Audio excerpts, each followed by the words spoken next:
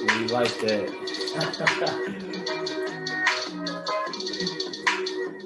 Woo!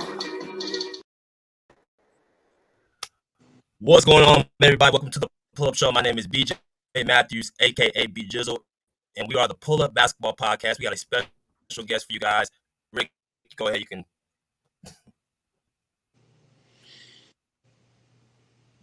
Yeah. You're mute. You're muted. At Rick Masters 23 or Mr. Lee, it's your co-host B Jizzle. I'm gonna throw it back to you. Like my man said, we are the Pull-Up Basketball Podcast. Make sure you guys come in here, hit that like button to get all the notifications out there, as well as go to our Cash App, which is $ BJ Matthews, for this great content that we drop on a daily and weekly basis. We give you quality content no matter what, and make sure that you guys check out us on YouTube, Spotify, Twitter, and iHeartRadio. We have all of our guest interviews on as well. We have a very, very special guest tonight or today. Very humbled to have this man on the panel. He's a top 75 player of all time, top 50 in my opinion. He is one of the best scorers to lead the NBA, the ABA, and NCAA in scoring. He's a very, very high IQ basketball player. Played in the ABA and the NBA for 14 seasons. Teams like the San Francisco Warriors, the Brooklyn Nets, and the Houston Rockets for his last year. He is now part of the Big Three. He is a former analyst and commentator on all the NBA shows. I can just go on and on about this spectacular basketball mind, who in my opinion doesn't get the credit he deserves. So we're going to give him all of his flowers today. We have Mr. Rick Barry. Welcome to the show, sir. Well, thank you very much for the intro. And I don't know, for some reason, we didn't have anything before we went on the air, but you're kind of cutting out a little bit. So hopefully the quality is going to be good enough and you can hear me clearly, because you were just cutting out a little bit. So I know that's important. And being in this broadcast business for over 50 years, like I said, I've been doing this longer than you guys have been alive. So yes, sir. All right. So let me switch to my phone then so we can get that switched right now. All right. How do I sound now? That's fine. All right. Perfect. All right. So, like I said, we have Mr. Barry on the screen. You know, he's led the NBA. Hold on. I have to interrupt you, right? What do you have to call me? Rick. His name is Rick. Thank you. See, both of these guys were brought up properly. They told you respect your elders, but when the elder tells you you call them a different name, you can call them a different name. So here we go. Okay. Let's start with that, Rick. So why is it that it's important that we call you by your first name rather than your Mr. or Sir? Where does that come from? Well, it's more personal, and I mean, I know it's nice, but it also makes me really, that I feel a lot older when you call me Mr. Barry. Mr. Barry to me was my father, and he's unfortunately passed away, and so it just makes you seem like you're older when somebody calls you Mr. So I like Rick, so it's much better. I'm very young at heart, young in spirit, still feel good even at my advanced age. I tell everybody I don't really honestly feel much differently physically than I did when I was in my 50s. I just can't run as fast, as high, and I'm not as good in bed. Okay, speaking of which, how's everything with you, Rick? How's everything in life? How's everything going personally, just aside from basketball? How's everything going? Well, I'm truly blessed. You guys will figure this out when you get older. I don't think when you're younger that you appreciate life as it is and appreciate every day that you have on this incredible earth that we live on. Well, incredible in some ways, horrible in other ways with wars and things of that nature. But I'm really blessed, been very healthy. I have an amazing, wife now and another young son, Canyon, along with my other 4 older boys and my daughter. And so I'm grateful every day. And then every day that goes by, like just the other day, I lost a teammate from the Oakland Oaks, Henry Logan, who had he not gotten hurt. Let me tell you, you guys probably have no idea who Henry Logan is. Henry Logan played in Eastern Carolina, I believe it was. And he was one of the most talented guys, one of the best ball handlers I've ever seen in my life up until that time when he came and joined our team as a rookie in Oakland. And just amazing, a heck of a talent. And he tore his knee up, which was really sad because he was a great player, a great guy. He just passed away. And that happens so often. I have so many of my teammates, 2 guys who were in their 40s, Derek Dickey and Phil Smith from our championship team, who passed away in their 40s. And life is precious, and I just think a lot of people have to understand. Make the most of every day, folks. Be grateful if you're healthy. Do the things you have an opportunity to do, because you don't know when it's your time. You just don't. You don't live around in fear. I mean, but you still try to make the most of every day. And if you have your health, enjoy it. It's the most important thing in life, way beyond money. Yeah, certainly money will help you to enjoy life and do a lot of fun things. But if you have a lot of money and you're not healthy, you can't do anything, Right. right? Yes, sir. So, I love it. And, I keep active. When I got done with basketball, I said, people say, do you miss it? They asked me the question, do you miss playing? And I say no. And then they look very strangely at me, say, really? I said, yeah. But the reason is I don't think about it. I said, why would I want to think about the fact that I'm never going to be able to do something that I loved so much, that was such an integral part of my life for so many years, and I'll never be able to do it again at the level that I was able to do it? And so I just don't think about it. And I also learned over time that not everybody has the ability to do something called compartmentalization.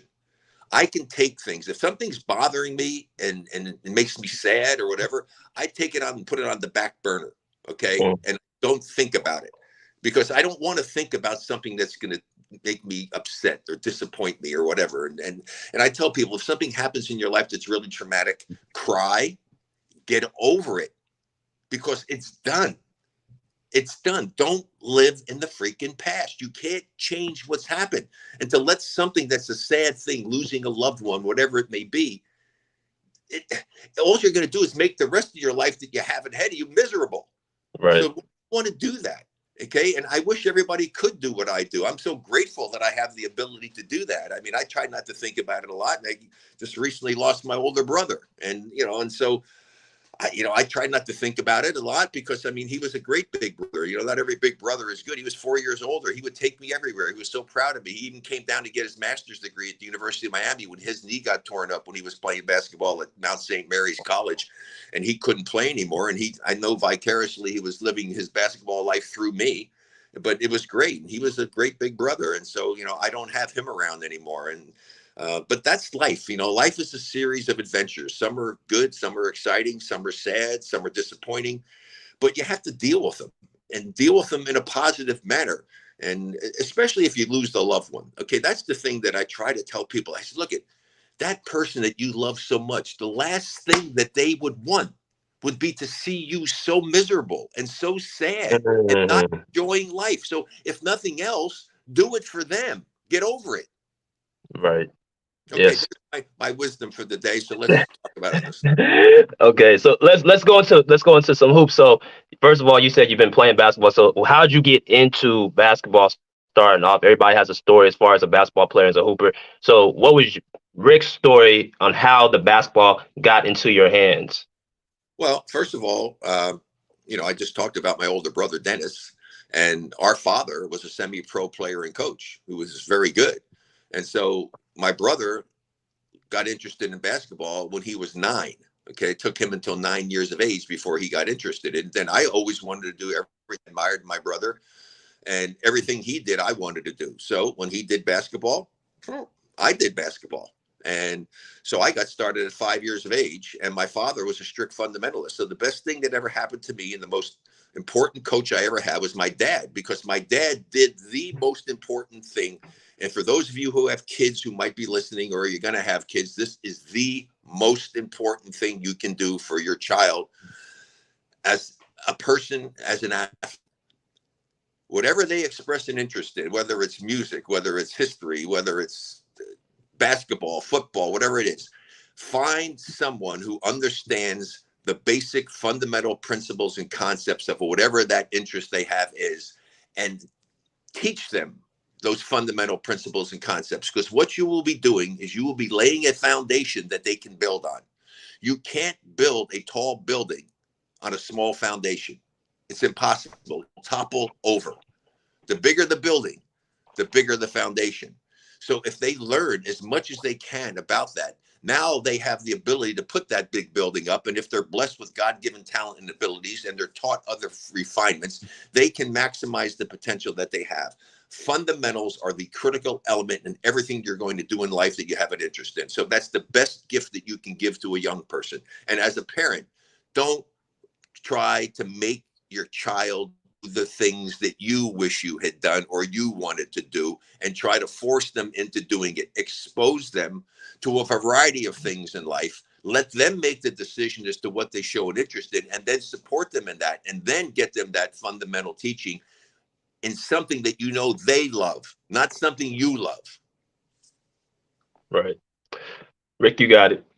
Rick. I got you. Yo, B, it's B. But I'm about to ask Rick a question. And so, Rick, of course, again, we appreciate you being on. But one of my questions I've been wanting to ask you for so long. You know, when you played basketball in the NBA, who was the guy?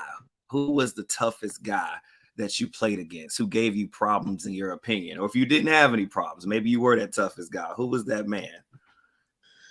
Well, toughness has nothing to do with it. I think everybody is tough in their own way.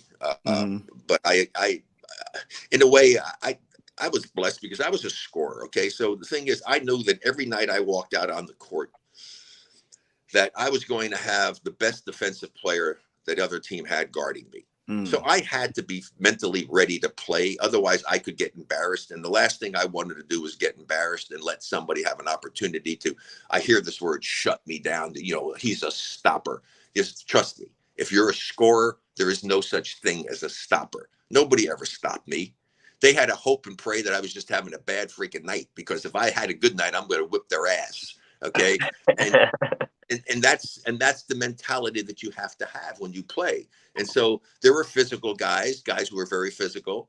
And my biggest thing for me is it was tough for me having to guard a big, strong guy who would try to post up, because I wasn't a big, strong guy. So I try to use my quickness, try to front him, try to, get on the side, try to prevent the ball from coming in, and, learn how to use your legs to be able to, get some leverage, because your legs are very powerful. I mean, there's little tricks and things you can do, but that caused me a problem.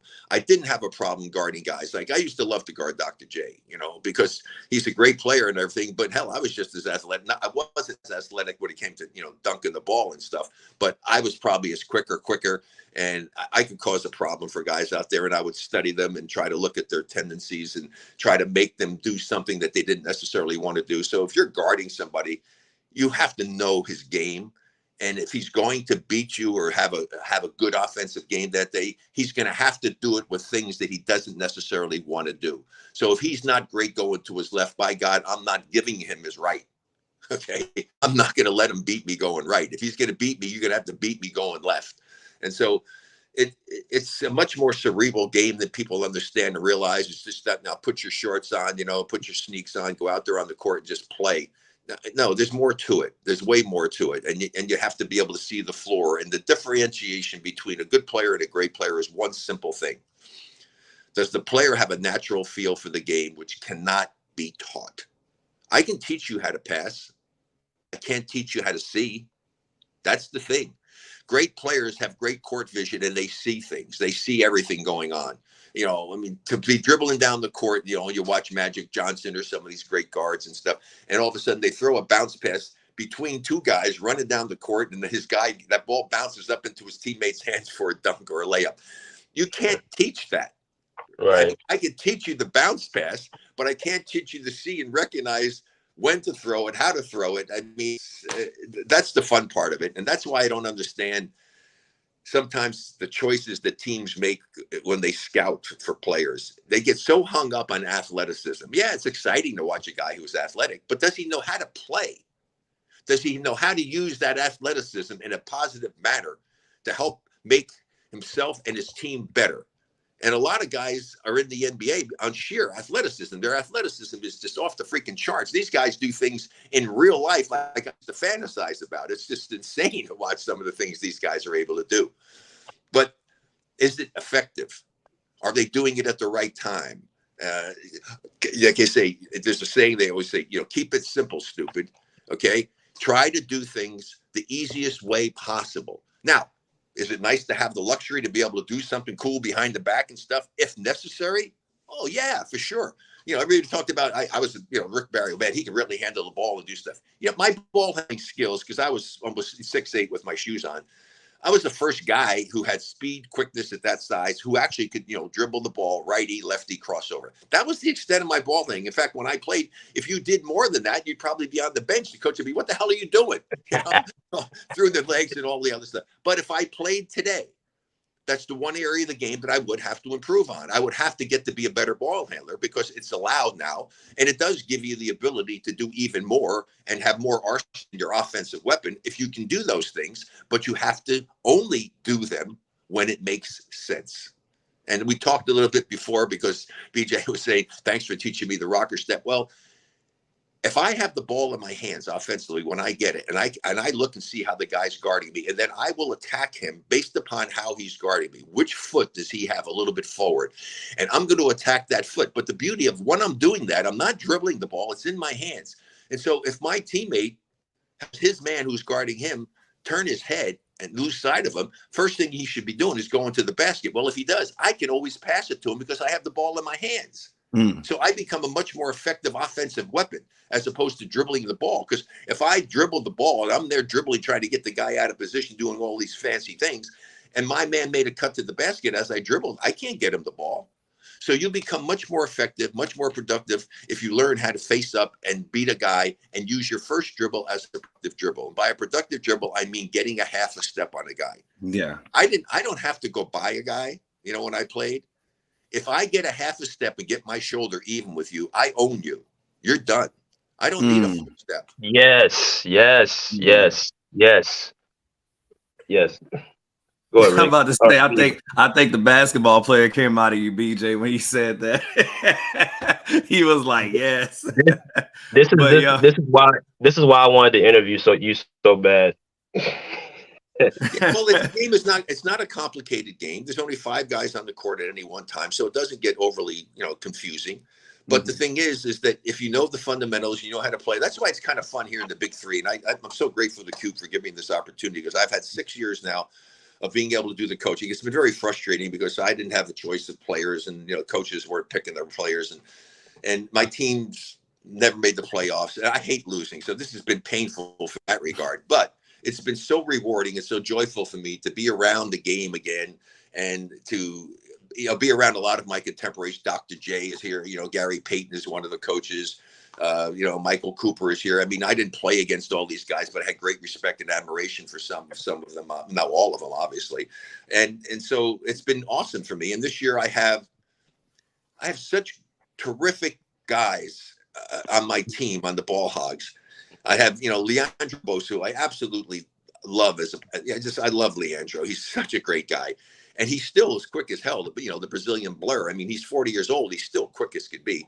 Still can shoot the three and just plays great. Jody Meeks, who played at Kentucky. And then I've got Jeff Ayers, who used to be Jeff Pendergrass, my tall 7-footer. And then I've got Dwan Summers, who was the 4th man of the year coming off the bench last year on his team and did a great job last game. We don't win without him. And he got a young player named Jalen Johnson, who I can't believe some NBA team has given an opportunity to because he's a really nice player, can really pass the ball. I just really like him. But I like them as players, but more importantly, I love them as people.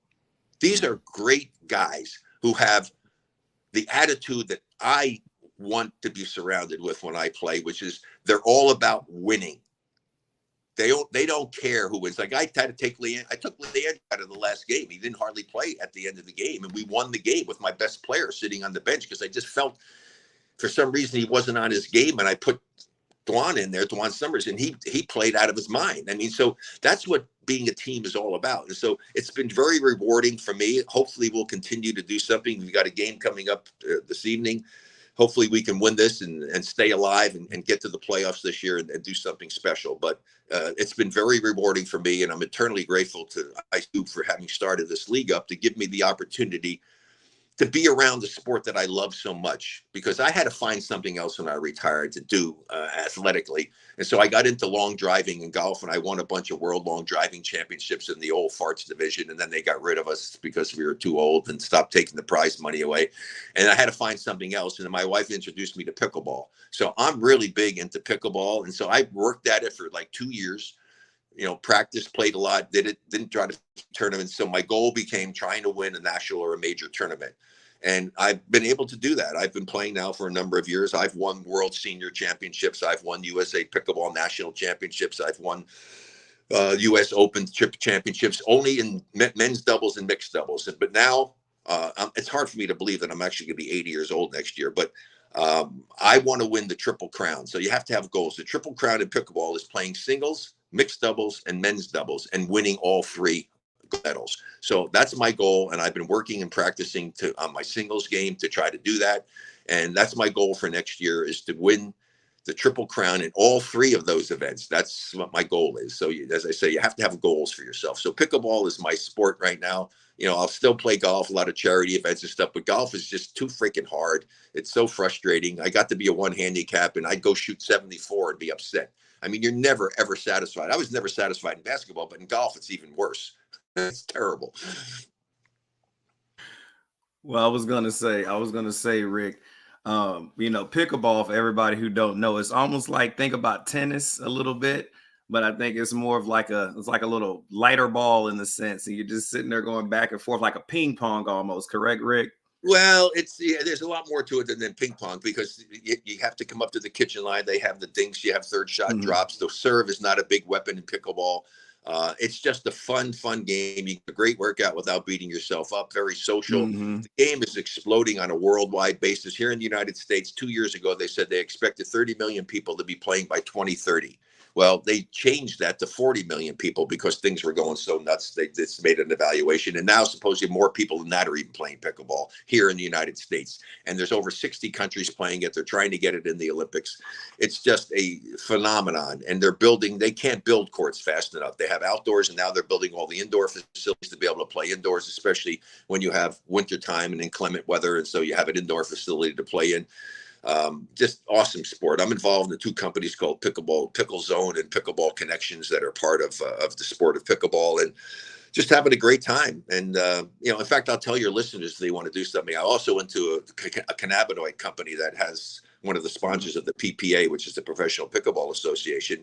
And so I played in a lot of tournaments, been around it, but I'm big into health, trying to keep myself healthy. Cannabinoids are the greatest thing ever. I mean, no THC in it.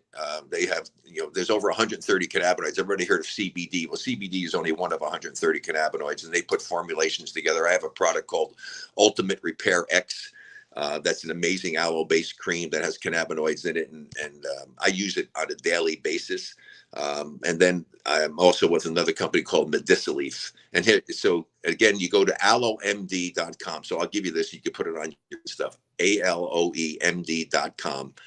Then the other one is Mediceleaf, MEDICILEAF.com, Mediceleaf.com. And then the third thing is Go Sleeves, GOSLEEVES.com. Those are sleeves made for knees, for calves, for Achilles, for elbows. And they have kinesio tape built into them. And a lot of people wear kinesio tape, it peels off. This stuff has it built in them. I never play pickleball without wearing my knee sleeves.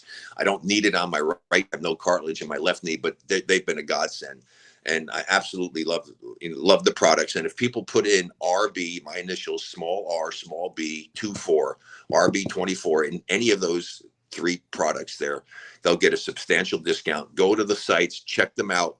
I think you'll absolutely love them. In fact, I'm actually trying to get a hold of the agent for Joe Burrows, because our calf sleeve with the kinesio tape, I think, can help him to get better with the calf injury he has, and hopefully it'll be something he can wear, because it's great for recovery as well. So I'm trying to get Burrows to you. We got a lot of the 49ers out in the Bay Area, where the company's located in San Francisco area. A lot of the 49er players are using the products. The runners are going nuts over the Go Sleeve. And so that's what I'm into. So anyway, your people can get a nice discount. RB24. Y'all heard him. Y'all heard the man, RB24. Let's transition back to, and also GoSleeves.com. Go check out that website. Let's transition to your NBA career again, Rick. So one of the things I love about your game is you don't waste any wasted movement on the court. With your rocker step, what you going right, what you going left, you making the right play. You average 30 points 4 years of your career, Rick. That's unbelievable in any era. So I want to ask you, and like we talked about in the back room,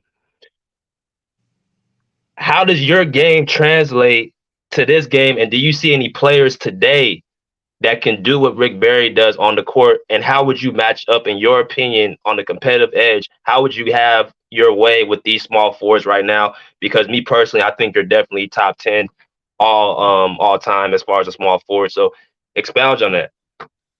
Well, first of all, a lot of people come up to me and the thing they say, well, you guys would have a hard time playing in today's game.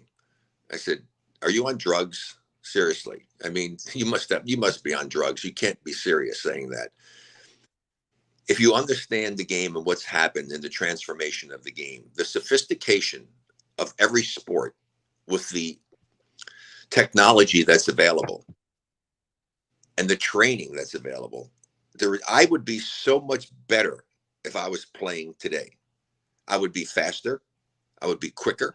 And I already was fast and quick. Faster, quicker, jump higher, more endurance. It'd be a joke how much better I would be, because we had zero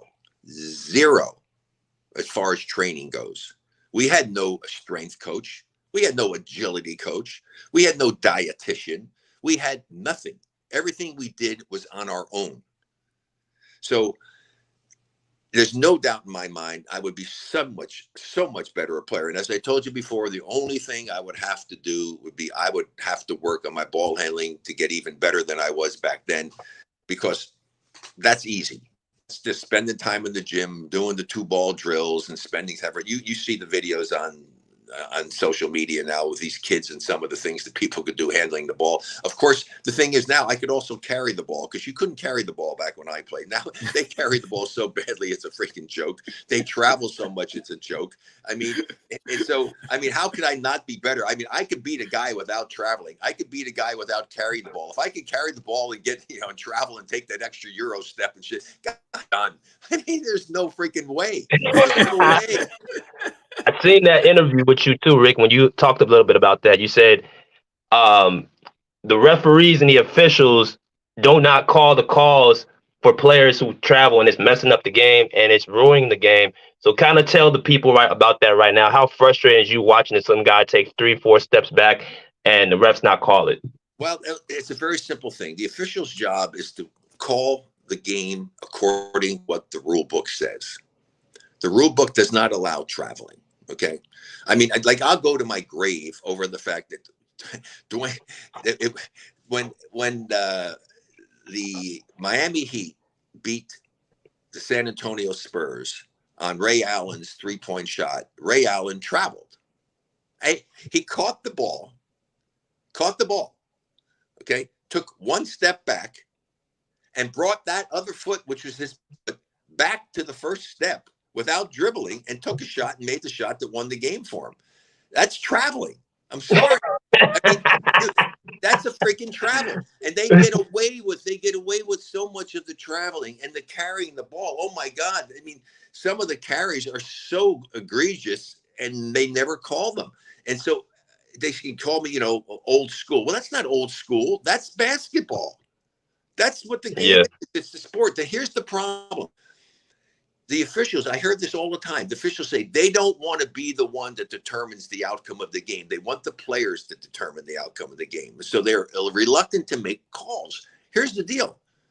The players are determining the outcome of the game, because if they violate a rule and the official does his job and blows his whistle to call the violation, it's not the official causing the game to be played, lost, or won. It's the player who violated the rule. And if you call it, you're giving an advantage now to that team. So you're having more of an impact of causing a team to win the game possibly by not making the call you should have made.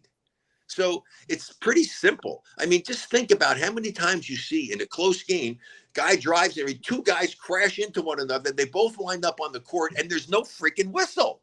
I'm sorry. It's either a charge or a block. There can't be no call. Yeah, exactly. And then it's right up there with the traveling and carrying, they're running 1, 2, and 3. I mean, it's like a trifecta, is moving screens. Okay. If they called the moving screens like they should, Kevin Garnett would have fouled out of so many games. It would have been a joke. He moves almost every time. And here's the thing that's not explained. And I even hear Jeff Van Gundy all the time. I know if I see Jeff, he'll probably hate me because he has probably heard from everybody because I say it all the time. Here's a coach in the NBA, right? Outstanding coach in the NBA on TV as an analyst saying, well, he didn't set a very good screen. Guys, in basketball, you don't set anything. All you do is put yourself in an advantageous position for your teammate to take his man and set him up to run that man into my teammate. I thereby make him a screener. The only time he's a screener and becomes a screener is if I run my man into him, making him a screener. Otherwise, he's only a stationary object. And what happens is that his teammate does a crappy job of setting his man up, and the guy fights over the screen. So what does the guy there do? Because the coach said, move the screen. I want you to set a good screen, which implies you have to do something. So if the guy doesn't run him into him, what does he do? He moves a little bit to try to watch. That's a foul. Yeah. That's illegal. But unless the guy takes the guy's head, they rarely will call that foul. And so that's all on the officials, okay? And here's the deal. Players will adapt to what's happening. I always said, hey, if you're going to call a foul a certain way at the start of the game, call it the same way at the end of the game. The problem is they change how they're calling the fouls, the contact and stuff from one part of the game to the next. And that's very difficult as a player to deal with. So if I know that I can get away with something at the start of the game and he's not calling that, well, shit, then don't call it at the end of the game. Or call it at the beginning of the game and I'll adjust and I won't do it because I know I'm going to get called for a foul. And so it's very basic, very simple. But that's one of the biggest things ever. You know, you don't set a screen. You learn to put yourself in the most advantageous position. I then set my man up, run him into you, making you a screener. And then it becomes a very effective play. And then if you know how to do it, which Clifford Ray and I probably ran the pick and roll play better than anybody's ever run the pick and roll play history of basketball. And I'll go to my grave with that and just pull up film and I'll show you why what people are doing. It's not as effective. A lot of it is off the dribble. Mine would be stationary. Clifford comes, I get my man, get into him, pick and roll, get him a dunk, get a jump shot for myself, create opportunities. Very effective, incredibly effective play if you run it properly. And you always have a counter. And how many times do you see guys have communication? If I saw Clifford's man, so he's guarding Clifford, who put himself in position. If I am cheating just a little bit, for waiting, anticipating me to come and drive off of him and use him as a screener, I just would do this. If I nod in my head, I'm telling Clifford, go to the basket because your man's out of position and I could hit him. Slip the screen. A slip. You know, you slip. And so I hardly ever see that happening. And then the other thing that drives me nuts, I'm playing the wing. I'm out of foul line extended. And the big man on the team is coming from on top of the key or by the 3-point line and coming to supposedly set a screen, basically coming over to become a screener. Why do I want to go towards freaking half court? What the hell do I want to go away from the basket for? If I'm going to use my teammate, come from the low block and come and give me an opportunity to get into the gut of the freaking defense and break them down. I mean, all about angles. Yeah, about angles. You know, they don't have me on TV anymore because they didn't like the fact that I freaking told the truth. I wasn't a shill talking about it. And I mean, if I was on there, they would hate me because I would be talking about all this stuff, which needs to be talked about, but it's not. People don't talk about it. They just don't talk about it. And I think they're doing the game a disservice by the way the game is called by the officials. And I think it's also a situation where some of the people who are doing the analyst work are masters of the obvious. You know, somebody goes and makes a bad pass and they're like, what terrible pass that was. Well, no crap, Sherlock. I mean, shit, everybody saw it was a bad pass. So why don't you say something meaningful? Like in that situation, he needed to throw a bounce pass, much more difficult pass to defend. You don't throw a pass up where a player can get his arms out of the ball and do it. So that's a much more predictive comment than saying, what a terrible pass that was. I mean, anyway, so that's kind of a pet peeve with mine, but I was ahead of my time. And, now they like people who are, saying some critical things, but If you're critical to be informative, that's okay. If you're being critical to be critical, that's not good. And Rick, this is one thing I wanted to ask you of the NBA today, like who are some of the players that you really like to watch? Oh, Steph Curry's right up the top of the list with the Joker. I mean, I love guys who know how to play the game. I just love Steph. I think Steph, this is a guy that came in with no great fanfare. People didn't even know if he was going to be any good as a pro player. Turned himself into a time MVP. Could have been 3-time MVP. But he was willing to let Kevin Garnett have the ability to do the things that he did. I mean, not Kevin Durant, do all of the stuff that he did. And he kind of took a secondary position in that, to his credit. Because why? Because Steph wants to win.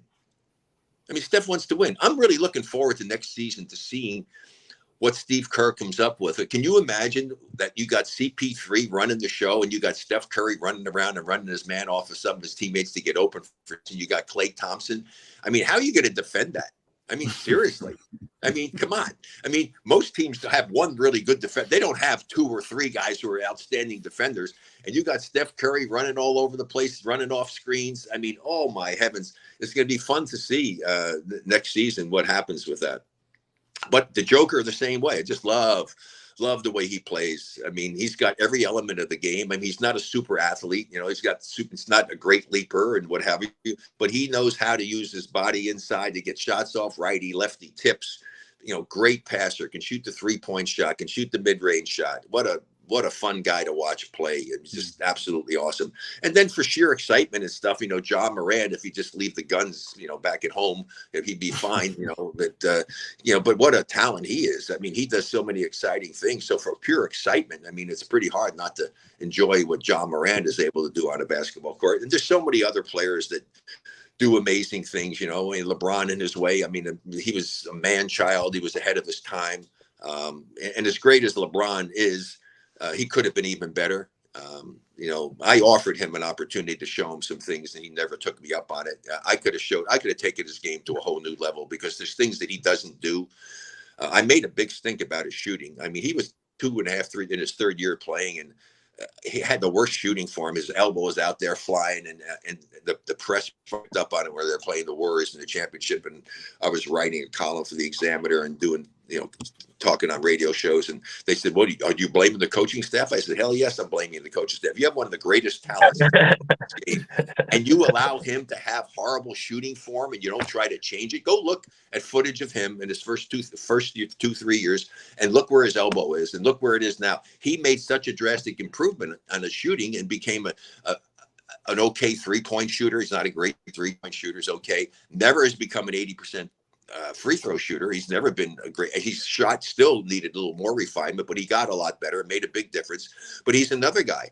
He's another guy that could be so much more effective with his athleticism and all if he would face up and learn how to beat a guy with the first dribble. And why in the world, as a coach, you wouldn't have had LeBron work on a post-up game?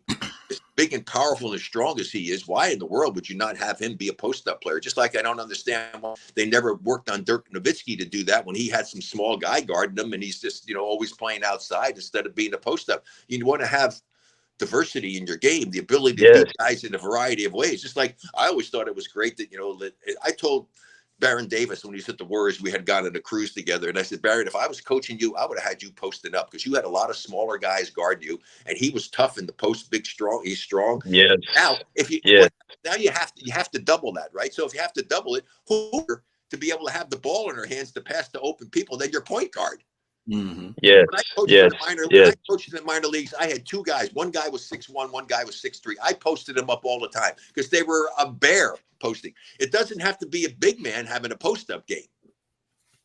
Yes. As y'all come in, hit the like button. We have the legend Rick Barry in the building. Great knowledge he's giving us. I'm just taking it all in. I know B is too.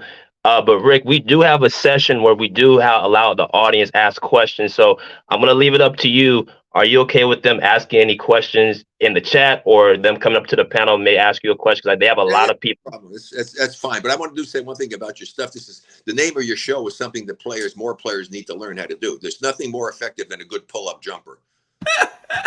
Let's talk about that because that's my shot too. So Rick, so the mid-range game, who are some players at your position the small forward, because my favorite is Kawhi Leonard. That's my favorite player. So who are some of the small forwards you love watching, and you can say that they took part of the game? They know how to actually play the game fundamentally. Who are some of the small forwards in the league who you look at? Well, you brought up one that I really like a lot, and one of the reasons I like Kawhi is that he doesn't walk around trying to go ahead and hey, look at me, man, look what I just did. You know what?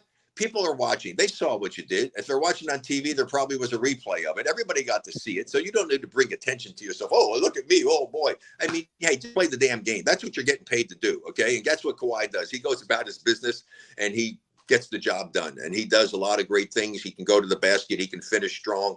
He can shoot the three. He's got a nice pull up mid range game, and that's what I like. I really love that, and to see that in players and understand. You got to be like Clint Eastwood, Dirty Harry. Okay, one of the great characters in movie history, right? Dirty Harry, one of the great lines ever.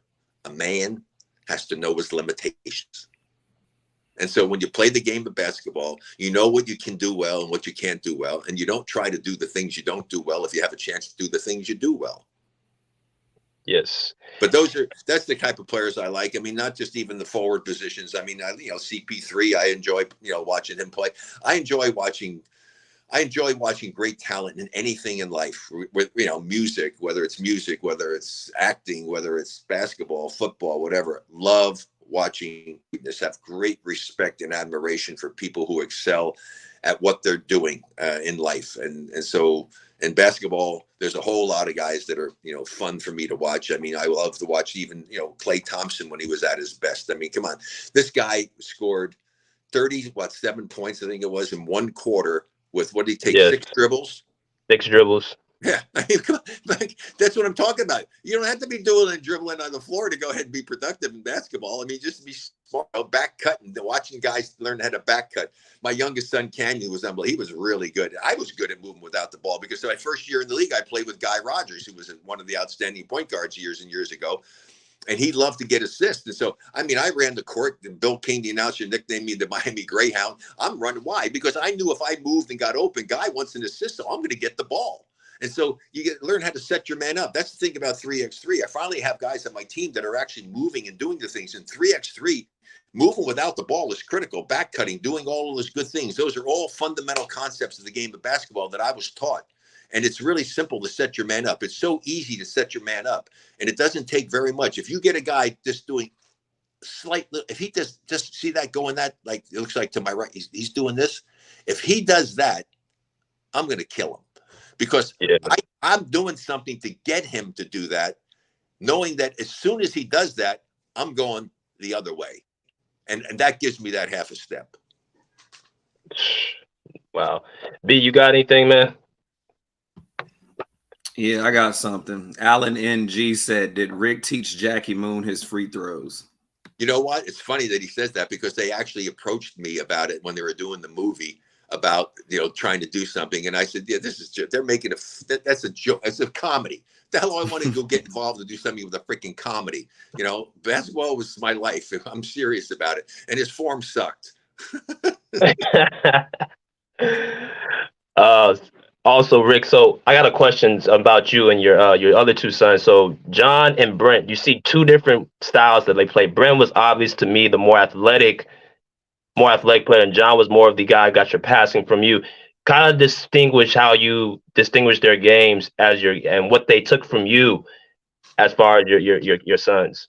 Yeah, well, I mean, I actually have, I have 5 sons that all played well and all could pass and shoot and do things. Brent was the one that had more flair to his game. I mean, passing, he could pass the hell out of it, but he was never given the opportunity to play the game the way he's capable of playing it. I tell people, if you really want to see what Brent could have done, watch him when he played in the rookie freshman game in the first half when they turned him loose, and see some of the stuff that he did, and watch some of the highlight. Brent could have been special. I mean, I just don't think he was ever utilized as effectively as he could have been.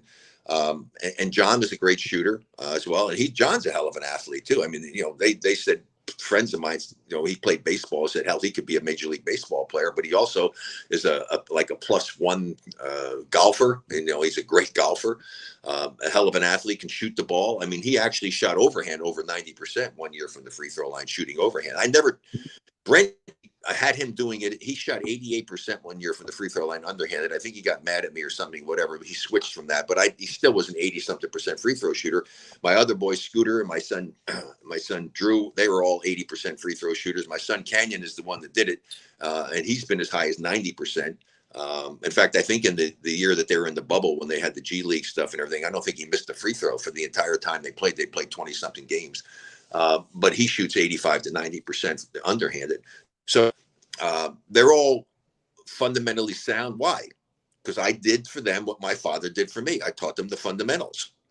I laid a foundation for them, and then they put the time and the effort into it. They're all outstanding shooters. I mean, Brent was one of the top 3-point shooters in the league when he played. John was, shot up there in 40%. My son Canyon's been up like 40%. So they know how to play. Play the game. And, all of them are more important than anything. People say, must be so proud of them. I said, yeah, but not for the reason you think. I'm not proud of them because they became professional basketball players, because, Canyon never got the chance to play with the NBA. I mean, he's playing on the G League team for Minnesota, averaging high 40s from twos, 40 from threes, 85 from the free throw line, and can't even get a 10-day contract. And they got somebody making $7 million playing his position who's shooting 36% from twos, 26% from threes, 60-something from the free throw line, and he's making $7 million. And my son, they could get him for a minimum contract. He can't get a chance to play. So he just got disappointed in it. He's focusing on 3x3. He's been on the national team, USA 3x3 national team. They won. The only gold medal the USA had never won was World Championship, the World Cup in 3x3, and he played on the team that won the gold there. They came so close to winning again this last year. Oh my God, Jimmer Fredette was playing with him, and he had a ball go. I saw a ball go. I've never seen a ball that far basket that came out, and had it stayed in, they would have beaten the #1 team in the world, Serbia, but they got a silver medal.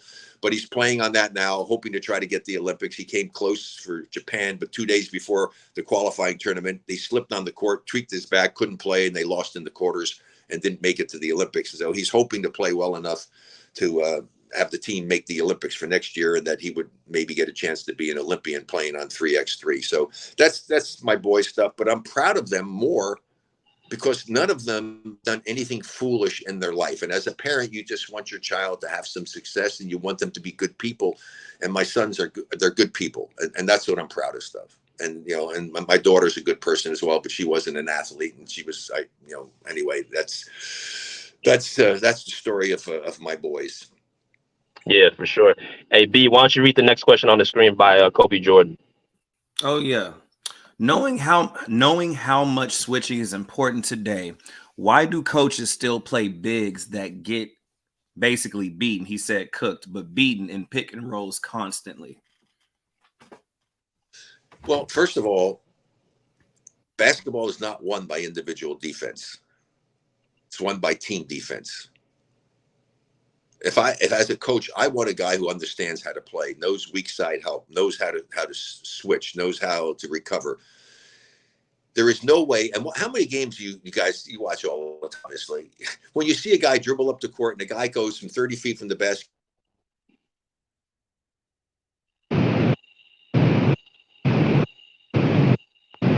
should ever be able to get from the outside 20, 30 feet from the basket and drive in and get a layup or a dunk. That's terrible team defense. Team defense is all about preventing anyone from getting a layup in a set offense. Transition's one thing. In a set offense, that means there is a terrible breakdown. The team didn't do it right. If you've got ball-man relationship, your whole idea, make them make the extra pass. I mean, the philosophy back when I played, before it's 3-point shooting, make the team beat you from the perimeter. Here's what you have to limit second chance opportunities, control your defensive boards, right? You have to get back on defense so you prevent easy transition layups and baskets. And then you shut down the middle. You make the team beat you from the perimeter. Now, the game has changed so much, and with the 3-point shot, the Warriors, especially when they had KD and Steph and Clay, not only could the Warriors beat you from the perimeter, they could freaking embarrass you from the perimeter because they're so efficient at it. But you still want to make a team have to do that. But the thing is you have to make sure that you're smart enough not to give them uncontested shots from the perimeter, even though you're shutting down. And if you're going to come and you're going to help defensively, you don't come off and you don't ever leave a Klay Thompson open. You don't ever leave a Steph Curry open. You come off a Draymond Green. You come off a Kayvon Looney. You do the smart things, and then you rotate back out and just play smart basketball. And then you also, on situations when they're trying to run a two-man game with the Steph and the Klay, you never go under. You got to fight over or call a switch and jump them. You just don't give these guys any, because they don't need a lot of room to get shots off, especially Steph, and Klay as well. So that's just part of the game that I think is not utilized as effective, not played as well as it should be played. But that's just me. I have a hard time watching a lot of times. I mean, the way some of the stuff that's going on there, and then I have to listen to. I'm hearing what some of these analysts are saying. I'm going, you're obviously not watching the same game that I'm watching. I mean, you're talking about stuff. I said, why are you talking about that? Why aren't you talking about this? I had a thing one time, but I was watching, and I won't mention names because I don't want to, cause a problem. Other than my friend Jeff Van Gundy with the setting the screens. I was at somebody's house and the playoff game was going on, and so the sound wasn't on. And I'm watching the game, and I watched what took place. And I said, I'll tell you what, because I know they were recording it. I said, I will bet you as much money as you want to bet to my friends I was watching with. I said, I'm going to rewind this. And I said, I'm going to tell you right now that this is what the analyst is going to not talk about on this play. And it happened to involve Embiid and the Sixers and whatever. So I said, let's run it back. So we ran it back. And sure enough, all this talk about, what great hustle, go and did blah, blah, blah. Didn't talk about something else that transpired in there that really was the heart of what the play was all about and how smart it was with this other player to move and whatever. And so I said, here's what I would have said as an analyst on this play. Let's hear what this analyst said. And they ran it back. And exactly what I talked about. Didn't say one word about what I talked about, and talked about the obvious, where the ball was, what happened, what a great thing this was, and made no mention whatsoever of the other part, which really was the integral part of what happened and why the success came about. And that's the kind of stuff that I see all the time. I would love to have an opportunity to do. I love watching the Mannings when they're talking about football. I don't know if you guys watch that. But some of the stuff that these guys come up with and they talk about is so much more entertaining from the standpoint of listening to them and their approach to the game and what they see, as opposed to a play-by-play person. Have you watched them when they do that sometimes on football? You should do it, because it's a joy. I would love to be able to get there and be able to have a show like that and talk about what's going on the court and all the little things and the subtle things that I see, and have the people have an opportunity to learn a little bit more about the game of basketball. Okay. Got the legendary Mr. Rick Barry. Rick Barry, no Mr. But we got another question. Right here. Big fan Breezy said, he's a Nets fan as well. Can we ask Rick about speaking the best scoring leader in NBA, and who's his favorite scorers right now? Well, first of all, I never went out on the court trying to score points and thinking about how many points or trying to score a certain number of points. I just played. But I played with a very aggressive offensive mentality. When I got the ball, I was looking for a way to try to score. Okay. I also would, try to get in on the offensive boards. I break the game down this way. I mean, when I hear people, I don't think it's very hard to be a 20-point a game scorer. And I think it's actually very easy. So think about this. So I play fast break basketball. That's what everybody usually is playing, especially when I played. Get the ball up the floor. So I could run the court. So I'm going to get 4 to 6 points minimum in transition. Okay. Off of breaks and stuff. Let's see. We'll take the low end. Let's take 4 only. Okay. Work hard, get 1 offensive rebound. So I've got 6 points now, right? I'm going to drive to the basket, and I'm going to get to the free throw line. Back in my early days when I played, I was shooting over 10 free throws a game and making most of them, right? So let's even be a little bit more conservative. Let's only give me 6, okay? Where am I? I'm at 12, right? 12. 3-point shooting is going on now. 3-point shooting. So I only make one 3-pointer. I'm probably going to make more than that, but I make one. I'm at 15. So if I take 10 shots in the game and I only shoot 30%, I'm at 21. How the hell hard is it to score 20 points in a basketball game if you're on the court?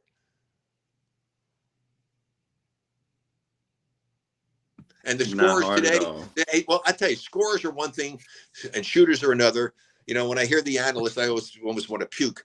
You know, well, he's a lockdown defender. I said, well, maybe you might have got locked down in your career. I never got locked down. There's no such thing as a lockdown defender if you're guarding a scorer, because I have too many ways to beat you.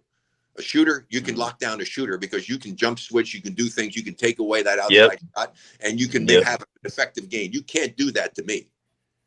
Because I'm going to create, and if you're going to try to think to do that, shit, I'm going to get a whole bunch of assists in this game, because if you're doubling me and doing that kind of stuff to me, you're not locking me down. You're creating more opportunities for us to score, and I'm going to get a bunch of assists because I'm getting the ball to my open teammate.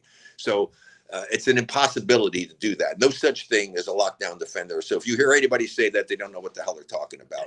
And one thing I appreciate about you, Rick, is that when even just watching your film, because a real basketball player can see how their game translates to another era. You like I said, you wasted no movement on the court. You're getting to your spot. You're not wasting time. You're not trying to mess around. You get into your spot on the pull-up shot, going right, going left, and it was simple, basic moves. And those are the ones, at least the ones I played against, that will destroy you. The one that go through their legs 1,000 times behind their back, they're in the same spot. But you're like looking to get to your spot every single time, going both ways with the basketball. And also, you did have quickness on the court, and you did have, athleticism. So, who was the tough? I know you said nobody can stop you, but who was the toughest matchup on the other side of the basketball? Who you had to guard, and who gave you problem and gave your team problems? Well, as I say, for me to have to guard a big, strong guy who posted up would be the most difficult thing for me. I mean, because I wasn't a big, strong, powerful guy. So, but there were guys that were totally committed. I mean, the most committed guy that I ever had guard me was a guy by the name of E.C. Coleman, who played with the Jazz in New Orleans. And he was a teammate of mine for 1 year in the Rockets. So that was kind of good because I didn't have to worry about him guarding me. But he was so committed. I used to joke with our trainer, Dick DeOliva, and I said, "Hey, Dick, is the locker room door locked?" He says, "Why the hell would I lock the locker room door?" I said, "Because I know EC wants to come in here and get my jock with me." Of course, they don't wear jocks anymore now. They have all the undergarments and stuff. But I used to joke about it. Is that one time in a timeout at the Superdome, I'm walking back to the huddle, and I turned and EC's following me. I said, "Hey, EC, you can't come to the huddle with me. I'm sorry." He was so committed to wanting to stay with me to the point that if you were my teammate and you were 4 feet away from me and I had the ball and he's guarding me and I threw you the ball open, you're getting a wide open shot. He would not leave me. He was so committed to try to, do a job on me. It was funny. So the thing is, I knew every game when I stepped out there, some guys were, a little better than other guys defensively. I knew that I had to be prepared to work really hard at my craft. And I can't, take any nights off because, otherwise this guy's going to look good. I don't want a guy, looking good. I mean, so I had to be prepared mentally to play every time. So it made it a lot easier for me. But there's a lot of guys who are good defenders. But as I said, that's irrelevant. I had a guy, I tell you, who was a great defender. I played when I was coaching in the minor leagues. I had, and I'm going to draw a blank on his name. Oh my God, he played at Kansas, and then he never really became the NBA player he should have, but he played in the NBA for a while, then bounced down to the minor leagues. I coached him for a while, played at Kansas, and I'm drawing a blank. I tell the story all the time, so this is a senior moment for me. But he, oh God, what the heck is his name? Unbelievable athlete and a great individual defender, but a terrible team defender. And I just kept saying, I said, "Look, I appreciate how good a defender you are, but you have got to learn to play team defense. You've got to help your teammates. That's a bonus when you get a guy who is a great individual defender. It's a bonus because he's going to make the other team's player work really hard to do it. And here, he could do a good job. Like if I got 30 points in a game against a guy who's a good defender and he made me take 3, 4, 5 more shots than I normally would take, that's a good job. He's done a good job. He made me have to take more shots to get the points that I wound up with. And you can't say, well, shit, he still got 30. No, yeah, I got 30, but I had to take more You shots. took 30 shots. Yeah. I mean, shit, that's what you look. You look at the you see a guy, he scored 25 points. But guys, he took 25 shots. That's not a good game. You need to score more points. And the differentiate between the number of shots taken and the number of points put on the board, that's what you really look at. How many shots did it take for him to get the points that he got? Not how many points did he got? No, how many points he got. Yeah, well, how many shots did he take to get those points? How many forced up bad shots? So that's the real interesting thing. And Darren Hancock, see, I'm okay. I'm still not that bad. That's who it was. Darren Hancock played at Kansas. Unbelievable athlete. Amazing. And also, I got him after he'd been in the NBA, and he had some flaws. I said, hold on, what are you doing, Darren? And I actually worked with him on the shot and doing it. And he was a hell of a player, and he should have been a great NBA player. But again, this is a guy that wasn't given the fundamentals when he was younger. If I could have had Darren Hancock as a young player and worked with him, there's no way he wouldn't have stayed. Maybe not, because he had back in those days and everything, he was smoking too much pot, I think. But but he was a hell of a player. A hell of a player. What a great athlete too. Fast, quick, jump out of the gym. And then when we got him to be a better shooter. And I remember, it's kind of funny, so many coaches sometimes, I try to let my players, hopefully they're smart enough to do the right things. I don't want to be a coach that's calling plays in the sidelines all the time. We're at halftime in a playoff game, and Darren has 25 at the half. We come out and start the third quarter. I call a 20-second timeout. We're 3 minutes into the third quarter. And the guys came to the huddle. And I wasn't a yeller and a screamer, because I had some coaches. I almost quit basketball in high school because of the coach I had. And so I just try to talk to my players about it. And so I brought them in. I said, guys, come here. I said, you see this guy? This is Darren Hancock. He's your teammate. He had 25 points at halftime. He hasn't touched the ball in 3 minutes. What the hell are you guys thinking about? Get the ball in his hands, please. Yes, sir.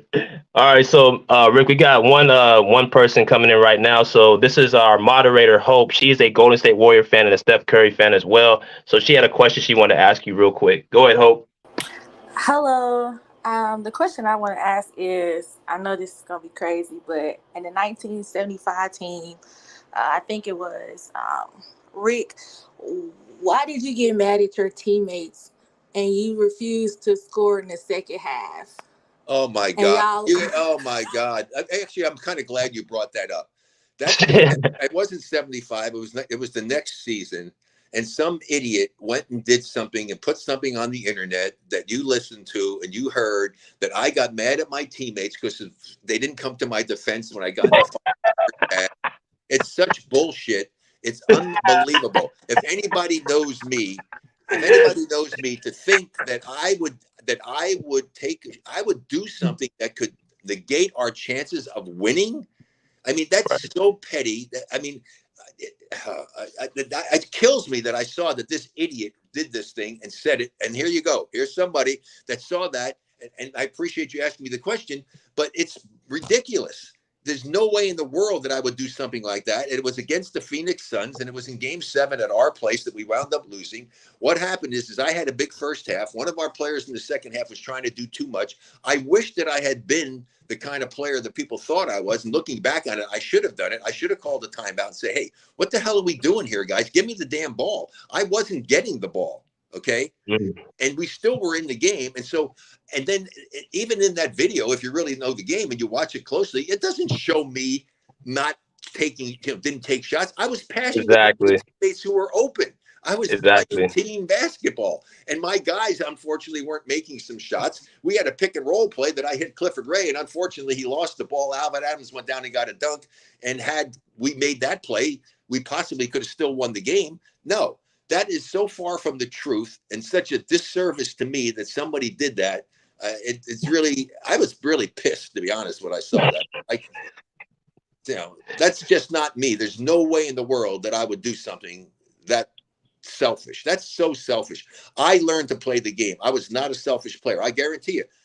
like somebody said, Rick never saw a shot that he didn't like. Well, that's not true. I mean, you know, I didn't take a lot of bad forced shots, but I can guarantee you one. There's not one time ever in my career that I took a shot where I saw a teammate who had a shot under the basket, okay, that I intentionally didn't throw the ball to take my shot. Never. And here's my thing. You hear the story, the same thing with announcers. Oh, what a great play. They made the extra pass. Well, you know what?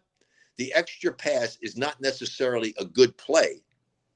If I'm a better shooter from 20 feet than my teammate is from 15, and I take the shot from 20 and don't throw it to him from 15, I didn't make a bad play. I made a good play. I'm not going to throw the ball to somebody who can't shoot the ball worth a damn to take a shot just because he's open. Now, you're under the basket every time he's getting the ball. Mm-hmm.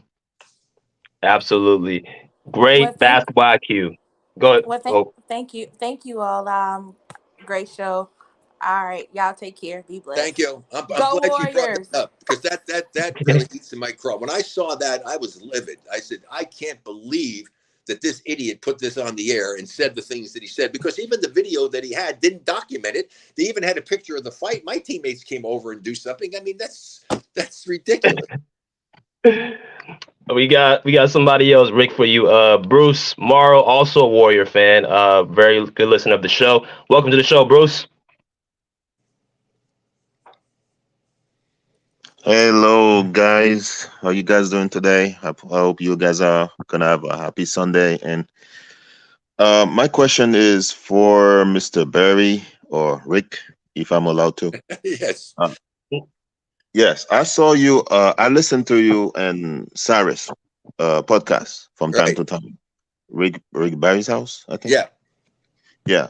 And I saw that you were on a Celtics show, and you said that Jaylen Brown and Jason Tatum have the Westbrook syndrome. The Westbrook syndrome, yes. Yes. So do you think that resigning or extending Jaylen Brown, was that a good idea? So you don't believe that Celtics can win with those two? No, I didn't say that he can't win. And let me explain so people understand, so these guys could understand. I call it the Westbrook syndrome. And what it is that Westbrook, I have so much respect. This guy shows up and gives you everything he has when he puts his uniform on. I have great admiration and respect for that. However, he has a tendency, more so earlier in his career, to try to force things. In basketball, I try to tell players when I coach and stuff, take what the defense gives you. Don't try to force the issue and try to make things happen that aren't there and aren't available, because you get yourself in trouble and you get turnovers and it causes an issue. Both Brown and Tatum turned the damn ball over too much. They killed them. They probably might have been able to beat the Warriors 2 seasons ago. You know, that year the Warriors won, the year before last. But they turned the ball over so much, trying to force things. And I nicknamed it the Westbrook syndrome, because that's what happens when you try to do that. Don't force stuff. Keep the game simple. And so, now, can the Celtics win? Yeah, they got 2 terrific talents, but it's all predicated on those guys have to understand that they have to stop forcing things, limit the turnovers, and obviously they're great talents. Now, was he worth $306 million? God bless him. You know, run to the bank, you know, every time. Make sure the checks cash, or the wire transfers go through. That's a hell of a lot of money for a guy who in playoff competition for his career has averaged 18.5 points a game. You know, that's a lot of money. But God bless him. I mean, if he's able to get it, he'd be an idiot not to take it. Was he overpaid? Probably, but a whole bunch of guys in the league are overpaid. I mean, that's just the nature of the animal. And so, as a player, I mean, hey, you'd be foolish not to take what you can get. But he's a talent. There's no question about it. I like him. Another guy who shows up and gives you everything he has, and is a really nice player. But you know, same thing with Jordan Poole. I mean, after 1 season, the Warriors gave him a max contract. I don't, you know, to me, a max contract is a guy that consistently shows you that he's playing at a high level, because you're committing for 5 years to this guy and praying that he doesn't get hurt and praying that he has the heart and the soul and the drive to want to be the best he can be every time he steps out there on that court. That's a big commitment. And to give it to a guy who happened to have one good season, and then sure enough, what happens the next season? Yeah, he got 20 points a game, but he didn't play well, and he disappeared in the playoffs on him.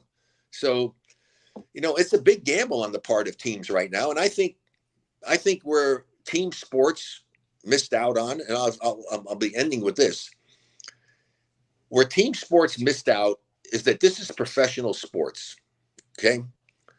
There should be money on the line for every game that's played. In other words, you don't make as much money if your team doesn't win, because it's supposed to be about winning. Now, the money is nuts. It's absolutely insane.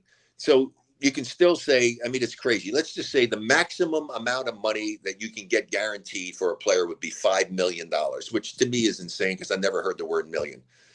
$5 million. So let's take Steph Curry. What's a realistic, this is where an agent can come in. What's a realistic number that you think the Golden State Warriors, with the team that they have right now, should be able to win next season? Everybody being healthy. Let's say it's 50 games just because it's easy mathematically. So Steph Curry's got his $5 million, 50 wins. So for those 50 wins, and he's got $5 million, and he's making crazy money. So for the 50 wins, he'll get $1 million for every win. There's his 55 million, right? Instead of guaranteeing 55 million, he gets 5 guaranteed. And if the team does well, he can make $55 million if they win the 50 games, right? Now, somebody else might only get 500,000, down at the end of the bench, or whatever it is, guaranteed, whatever the amount it is. And then he might only get $10,000 a win, or whatever it may be. You negotiate all of that. So every player on every team for every game has money on the line. You don't think that the last game of a regular season is not going to be like a freaking 7th game of a playoff game? Why? Every player has money on the freaking line. And if a star player is hurt and doing stuff, and plus the fact, how many guys are going to want to sit out? I'm going to take a rest. Okay, well, you're taking a rest and you're praying that your team wins, because if they don't win, you're not getting $1 million. Right. The whole dynamic of everything changes. A guy's hurt. You don't think he's going to rehab his butt off to try to get back because he wants to win. He's got $1 million on the line for that game. Right. It would be serious competition on the part of every player on every team in every sport if it was done that way. And it would make more sense for the owners to do it, because now you're paying on performance. Okay. Let's hit that like button. And Rick, we got 2 more people and then we'll be done. Bruce, appreciate you coming in, man. Herm, how you doing, man? Memphis Grizzly fan, Chicago Bulls fan. How you doing? What's going on, brother? You doing all right? Yes, always. Man, shout out to you and Rick, man. Y'all doing a hell of a job. Y'all doing good things. Shout out to the legend Rick Barry, man. How you doing, brother? Doing great. Thanks a lot. Nice to talk to you, Herman. Yes, sir. Rick, I want to know, who is your top 5 greatest players of all time that you've ever seen? Oh my God, I've seen so many great players. Here's what I always like to do when this question is brought up. I'm going to tell you the 4 guys that I want to play with, because I'm playing small forward. Okay, so you can take LeBron, you can take Bird, whoever the hell you want to take. I'm playing the small forward position. Here's the guys that I would want on my team, and I'll play any 5 guys you want. Wilt Chamberlain will be my center. I'm going to take liberty, and I'm putting Bill Russell as my power forward, because I don't need Bill Russell to score a point. Bill Russell is going to block shots and rebound, play defense. I'm playing the 3. I got to go with Michael Jordan at the 2. And here's the biggest, most difficult decision. If we're playing with the 3-point shot, well, let's just say if I'm playing without the 3-point shot, I'm taking Magic Johnson. But if I'm playing with the 3-point shot, I'm taking Steph Curry. Oh, yeah. I like that starter 5, because Steph Curry would benefit off of you and Mike most definitely, because you and Mike are 3-level scorers. You guys most definitely go get to the rim and will, and you guys most definitely go get 10 to 12 free throw attempts a game easily. And Steph Curry, he'll have some of the greatest looks ever. Here's the biggest thing. Do you think anybody's going to drive from 30 feet out and dunk the ball against my 2 guys? No, they most definitely not gonna deal with two of the best two shot blockers in NBA history, and and Bill Russell. So Exactly. Yeah, and how many offensive rebounds is the other team? I'm telling you, and you can take whoever they want to take, but that I would love to be. If there was ever a way to do something, that would be so much fun to be on a team like that. I mean, most unbelievable. definitely, most definitely. Yeah, man. All right, let's appreciate your question, Herm. Let's go to Tune In Sports. Cavs fan. Great content over there. Rick, I'm gonna give you his YouTube page. He does great content over there as well. But welcome to the show, Tune In Sports. Salute Rick, salute BJ and Rick and the other Rick, man. It's an honor being on here. How y'all doing? Doing great. What's your question? My question to you is to go back to the Warriors thing. So a lot of people, most people feel like the move that Kevin Durant made to the Golden State Warriors, was a bad move, and a lot of people say it's a snake move. So I just want to know how you feel about Kevin Durant choosing to join the Golden State Warriors, and how you feel about him leaving the Golden State Warriors. Okay, well, first of all, anybody who had the opportunity to do what Kevin Durant did, to go to the Warriors, who actually understands what it's like to be a professional and you play for one big thing, and that's you already got enough money that you can live 90 lifetimes. It's to win. And you got a chance to go someplace where you can be on a team where you can win a championship. I mean, my heavens, I have no problem with him having left and done that. And he was so lucky to go to a team that was selfless, where you had a 2-time MVP willing to allow him to come in and be a big factor in the team. I mean, come on. And then what I don't understand, though, is why he left. I still have not got a definitive answer or read anything or heard anything of any interview from him as to exactly why did he leave. I would give up part of my salary to be on a team with Steph Curry and Klay Thompson and Draymond, and to be on a team that was one of the best team at your time in the game, that could have been talked about, is already going to be talked about as one of the great teams in the history of the NBA. Great stretch of time during that time when they won all those championships, but they could have won even more. I mean, they would have won 2 more if it wasn't for Draymond getting thrown out and the Warriors taking nothing but 3-point shots in Game 7 at home, which they killed themselves. And then if Clay and KD don't get hurt, there's no way Toronto wins. I mean, so there's 2 more championships there. And then if he stayed on, they wound up winning one even when he wasn't there. I mean, my God, who knows how many titles they would have been able to win. So it hasn't worked out real well for KD ever since he left. He hasn't even come close to being on a team that's had a chance to win a championship. And he gave up the opportunity to be on one of the greatest teams in the history of the game. Or maybe people might have to argue with him and put him up there with the Celtics, with what the Celtics did during that run. So I don't understand that. Him leaving, no problem with that whatsoever. And I was happy to have him there and to be a Warrior. I got to meet him. I actually have a picture that I show people all the time. They don't realize how tall he was. He dwarfs me. I have a picture of him standing with me holding his MVP trophy from one of the championship years. And amazing. I mean, just a great player. I have great respect and admiration for him. I knew that he was going to become a better player going to the Warriors, which he did. I said, Kevin Durant is going to get more easy shots and have more fun playing basketball than he's ever had by going to the Warriors. And that's exactly what happened. Why he left, I still would like to know. Great. Yeah. Thank you. All right. Appreciate you Tune In Sports. Y'all go subscribe to Tune In Sports channel. Also, make sure you guys hit the like button as y'all come in. But Mr. Barrett, we definitely appreciate you coming on. You know you're a busy man. Or Rick, I gotta stop calling you that. Damn. I gotta stop calling you that.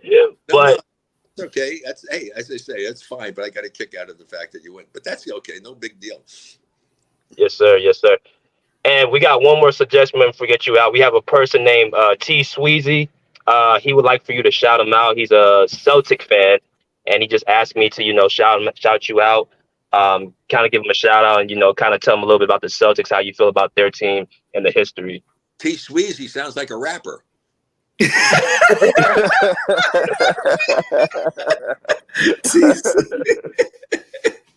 Sweezy. Yes. Hey, Rick Barry, you need to tell him. You need to tell him stop being delusional about his Celtics, though. That's what you need to tell him. He's very delusional about his Celtics. Well, I don't know. Why is he delusional? What is it? What's delusional? I've been telling him. I've been telling her, as talented as they are, I just feel like the mixture of Jaylen Brown and Jason Tatum, I think that combination of those two, like sometimes some players really don't mix, and then they be put in situations that they had to try to facilitate, get their teammates involved, and that's not neither one of their strengths.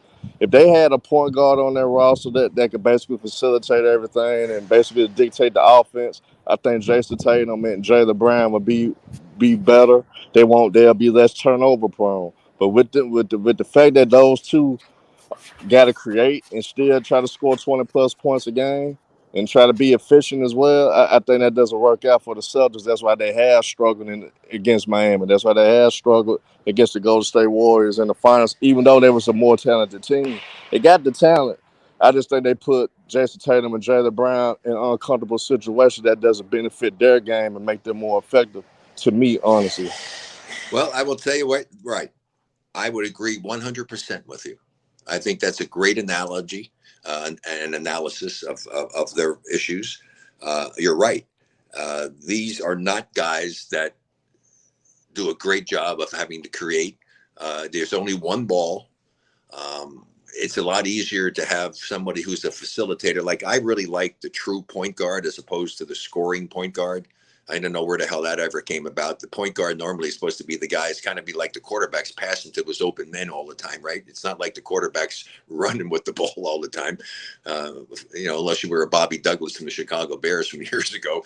But yeah, I would agree with that analysis. And that's one of the things. And both of them, they get back to the syndrome, right? The Westbrook syndrome. They try to do things and create stuff and do stuff because they feel they got to do this. And that's not the way to play the game. And having a really good point guard, I think they could play together, but they also need somebody to help them and give them some easy opportunities by creating stuff, instead of them having to create it all on their own. That makes life so much simpler. That's why the Warriors are so much better when they pass, move, cut. They would get in trouble even when KD was there. They got in trouble sometimes because if KD was on, because they would go to KD a lot because he can get a shot anytime he wants with his size and the mismatches and all. And if he's on, it works. If he's not on and he's missing, it hurts him because it's not the Warrior style of game. And so the same thing with the Celtics. They need to play and have more of a style of game where they get more easy shots and stuff instead of relying on those guys to have to create. So I would agree with you on that 100%. Yes. But before we close the show, Rick, is there anything that you would like to say? I appreciate the question. Great analysis, sir. Anything that you want to say before we close the show off, where they can find you, and also anything you want to give to the young hoopers and advice, or just people in general? Well, they can get Rick 24 Barry for the social media stuff. I put a lot of things out there and doing that and following what I do. But my biggest thing is that for young people, if young people are listening, look, it's great to have dreams. You should always have dreams and goals. Like I have my goal. I told you about my pickleball. I'm going to try to win the Triple Crown next year. Okay, playing pickleball. I got a goal. I had a goal of trying to win some World Long Driving Championships. I wanted to be on the championship team in NBA. I was able to accomplish those goals. You might not always reach the goals that you have, and it's great to have goals and to strive for those things. But for you young people, the chances of any of you who are listening now to become a professional athlete in a profession, in a sport, is probably very slim. I'm not saying that to discourage you. God knows. I hope you make it.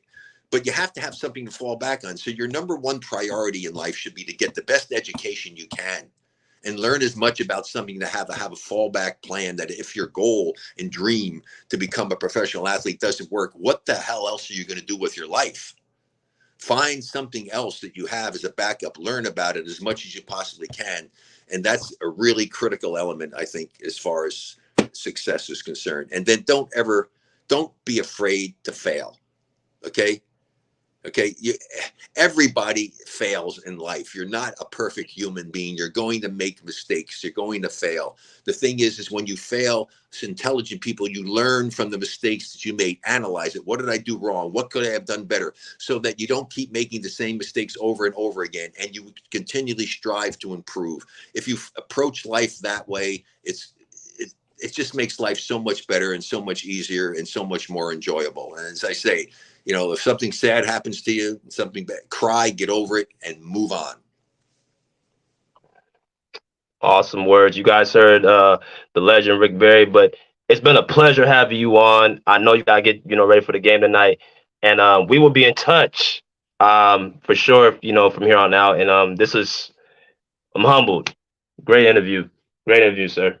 Take care, guys. Appreciate it. All the best to you. God bless everybody. Have a rest of the hot summer that's taking place in those spaces. God bless you, Rick. We appreciate it. Drink water. See you guys. Bye. See you later. See ya. Thank All you. right. That's it. All right. So that was a great Rick. I'm gonna go ahead and get her. Remove him. All right, man. Great questions. T Sweezy said, I wish Herm let Rick answer my question. I'll send you the clip of him shouting you out, T. So all the people that came on, I'll make sure to send y'all clips. Tune in Sports, Bruce, Hope, T Sweezy, people that came up here. And again, a few people asked me about how to get the interview badge. So I'm gonna put the video of how to get the interview badge onto the chat right now. As you guys can see, I just put it up there. That's how you get the interview badge. That's how you get a chance. That's how you get a chance to talk to our guests. So make sure you guys get those interview badges as more guests we have. So Rick, what you think about the interview? Man, Rick Barry. Man, look, man, that was probably one of the most like educational, interviews we had. You know what I mean? Like just hearing from somebody that played back in the time where, man, I just like how he broke the game down. I feel like I was being coached the whole time. Like I felt like I was just, learning as a basketball player, as a fan of the game. Like, you could tell he has a high IQ, and like you could tell he knows the ins and outs of the game. It's so crazy, bro, man. Like I felt like I was in a high school uniform again, to be honest with you. That's how I felt. Like I was just learning. So, man, that was a wonderful, wonderful interview. And I hope we get to get him on here again, man. Like I love his spirit. It gave us a lot of wisdom. He kind of made me emotional, on the part of like, raising your children, giving advice on that. So yeah, man, we definitely got to get him back. So. And I was actually the question that Hope asked him, man, was I think a question that really broke the ice because a lot of times people put stuff in in the papers that is not true or whatever. And he said, no, all that stuff they was, expounding on in the paper saying that I quit on my team and I didn't want to shoot the ball. And he called it out saying, well, that's completely false. And I think a lot of NBA players feel like that. The whole Kobe Bryant, remember the thing with Kobe where he didn't shot all in game 7 in the second half. He said he quit. He got on TNT and talked about how he was actually playing within the offense of the game. And it's crazy how a lot of players don't get a chance to really explain themselves to the media that just wants to create a story. So that was definitely a great thing that Hope asked. He said we got a Hall of Famer on his channel, top 50 player. Yes, if you guys have not gotten a chance, man, go check out Rick Barry, man. He is. If you know basketball, you know basketball. I'm just gonna say that. Yeah, I'm about to say, like BJ said, if you a true baller, a true lover of the game, not just a person that just looks at it and flips through the channels, like actually loves the game, you will understand Rick Barry was that guy. He was that dude. Like he wasn't no joke. And like you said, BJ, he kind of reminded you of a modern player back then, just by the way he played. Mm-hmm. Yeah, and a lot of times people. I mean, you guys see Luka right now, Luka Doncic. Put Rick in this era with the training and all that. To me, he'll be better than Luka Doncic hands down. Because, like I said, he controls the offense. He can shoot, pass. He can. He was athletic. He was quick. He didn't dribble the ball 1,000 times in the same spot, and he just knew how to play the game. He had a high IQ. So, and like I said, he's the only player in NBA in history to have to lead the league in scoring in the NBA, the ABA, and the NCAA. That's crazy. So, great show, Rick. Why don't you go ahead and close us out, man? We'll be out of here. Man, you already know what time it is. It's your boy at Rick Masters 23 or Mr. Lee. You already know who the host is, BJ Matthews, aka B Jizzle. Y'all already know I'm about to show you the Pull Up Basketball Podcast merchandise. The red, the black, the white, the tanks, the hoodies, the sweaters. Guys, y'all already know what time it is, and girls too. hey, DM me or B Jizzle, man. Let us know your size if you want one. We also affiliated with YouTube, so you already know you could tag us. And back to real quick, Mr. Allen NG, $1.99. Thank you for that, man. Sending in that question. Make sure I got that answer for you. So you already know what me and BJ always say. If you want us to get on here, ask some questions sometimes, you want to shoot to the top, don't be afraid to tag it, man. Get your badges, people. Get your badges. I'm going to let BJ get more in detail on that part because I know that's his favorite part. But, y'all know what time it is. B Jizzle throwing the assist back to you. Like I said before we shut the channel down, hit the like, hit the subscribe. Shout out to Allen NG for the $1.99 donation. Shout out to Herm for the $10 Cash App donation as well. And like I said, with the badges, if you guys want the chance to talk to some of the, I told y'all we're not playing around. I mean, I think Rick, you think people can kind of see we're not playing. We're not playing around. Man. So hey man, chips, championships. we bringing heavy hitters in here. You already know what time it is. So again, we definitely appreciate y'all. We love y'all. We definitely will bring y'all great content, quality. If y'all want to get a chance to talk to these, these legends, these greats, these current great players, these commentators, all these people, make sure you hit that like button as y'all come in here. You know what I'm saying? And also get them badges. But until next time, we respectfully say, pull up a seat, pull up a chair, pull out, peace, out of here like swim well.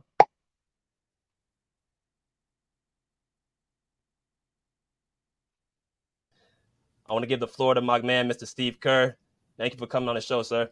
BJ, Rick, thank you guys for having me. I'm happy to be here with you.